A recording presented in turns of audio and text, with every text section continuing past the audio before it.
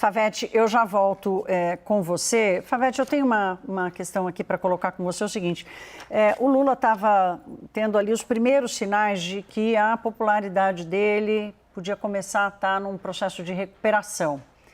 O Sidônio Palmeira, que foi para o Palácio do Planalto exatamente com essa tarefa de recuperar a popularidade de Lula, nesse caso parece que está um pouco de mãos atadas, como eu disse há pouco.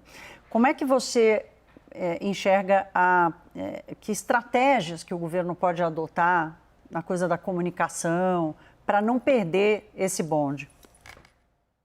Bom, primeiramente a gente tem que verificar depois se o quão esse escândalo vai sair das bolhas, né? Porque é óbvio que ele aquece as bolhas, especialmente da oposição, só que a gente não tem parâmetros ainda para saber se isso vai falar mais alto, por exemplo, do que o arrefecimento de inflação, essas coisas que pegam mais o eleitorado, especialmente o eleitorado mais, não só o fiel ao Lula, mas aquele que pende, né? Aquele eleitorado mais swing, que faz o pêndulo, que pode votar em Lula, mas pode votar na oposição no ano que vem, que é esse eleitorado que realmente importa quase para todos que vão estar disputando ano que vem. A segunda questão é que me parece que o governo fez o que podia. Né, chamou o próprio Lupe, chamou o CGU, deu um caráter de ministério para uma operação da Polícia Federal. Isso não é comum. A Polícia Federal faz operações todos os dias, operações grandes todos os dias, mas é que por causa da sensibilidade do caso, evidentemente, chegou à conclusão que era preciso colocar o primeiro escalão. Só faltou o próprio Lula, né, naquele dia, falar sobre isso.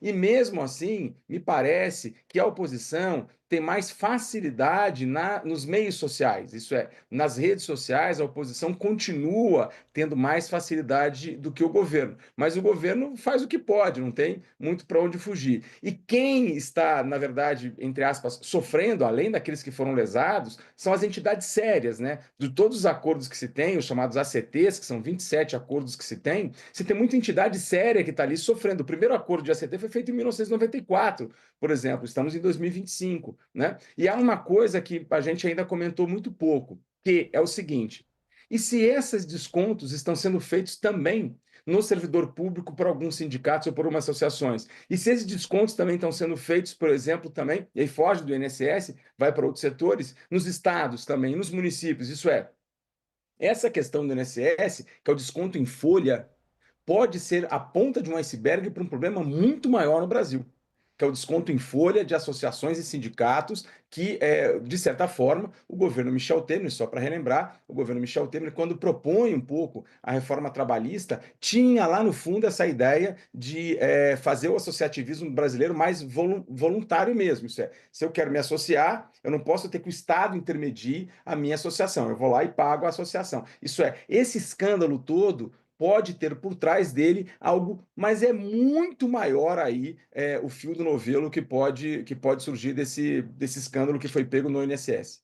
O governo está com medo disso, governo federal, ou Jussara, ou acredita que se espalhar pelo Brasil alivia um pouco para o governo federal?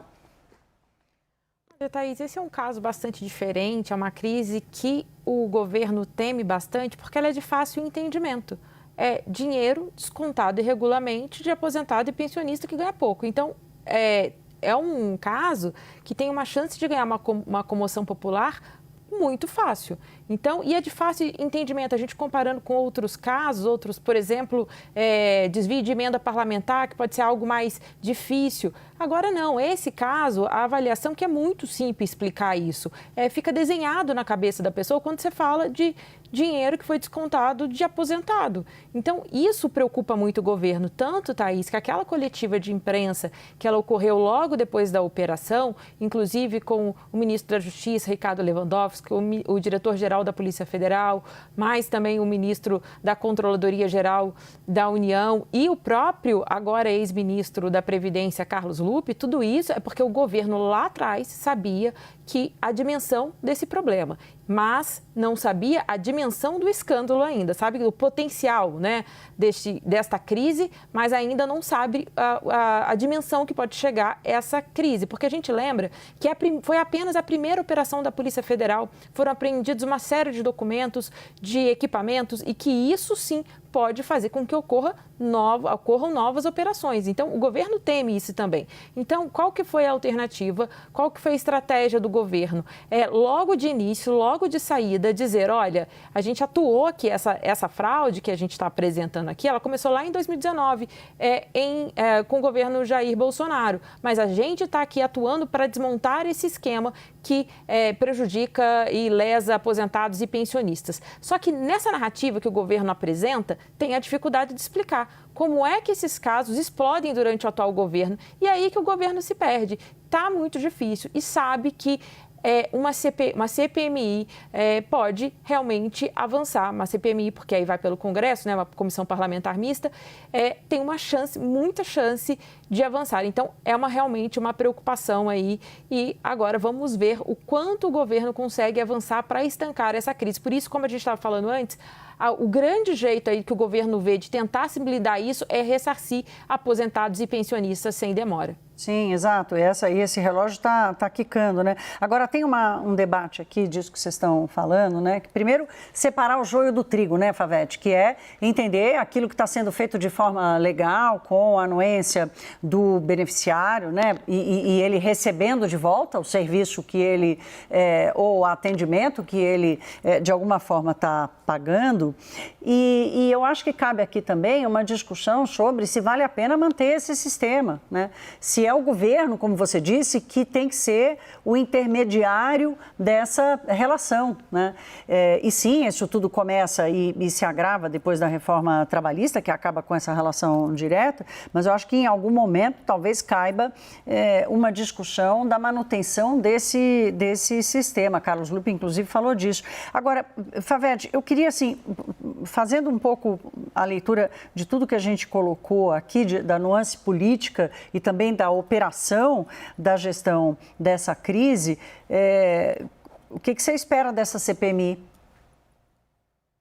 Em primeiro lugar, essa vai ser uma CPMI que a oposição, como a própria Jussara já disse mais de uma vez, vai ser usada pela oposição de maneira eleitoral violentamente, né? Como a própria Jussara também já disse, é algo fácil de entender. As pessoas sabem que aquele desconto era um desconto ilegal das entidades que faziam isso ilegal. A Thaís já falou isso, a gente tem que repetir. Tem muita entidade séria que está sofrendo agora, porque pode sofrer aí o fim desse acordo e vai, enfim, sofrer contra isso. Mas daquelas ilegais, que é em torno de 70, a Polícia Federal está calculando que das 29 entidades que tinham o ACT, o acordo, 70% indo para a ilegalidade. Pô, é muita coisa, é bastante coisa, né? E pega muito brasileiro aposentado, pega INSS, enfim, é um caldo aí para a oposição fazer a festa em relação a isso.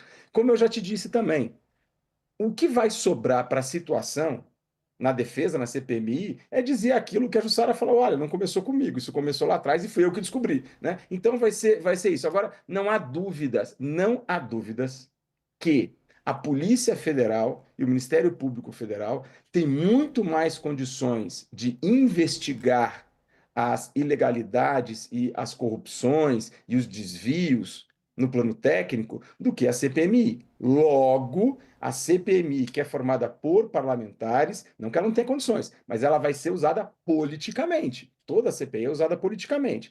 E logo vai deflagrar, vai antecipar mais ainda o debate do ano que vem. Logo, se a CPMI realmente sair esse ano, que é uma dúvida se ela sai ou não, mas se ela sair realmente esse ano, ela antecipa fortemente já o debate de 2026. E de que maneira? Ataque ao governo. Ponto. É isso.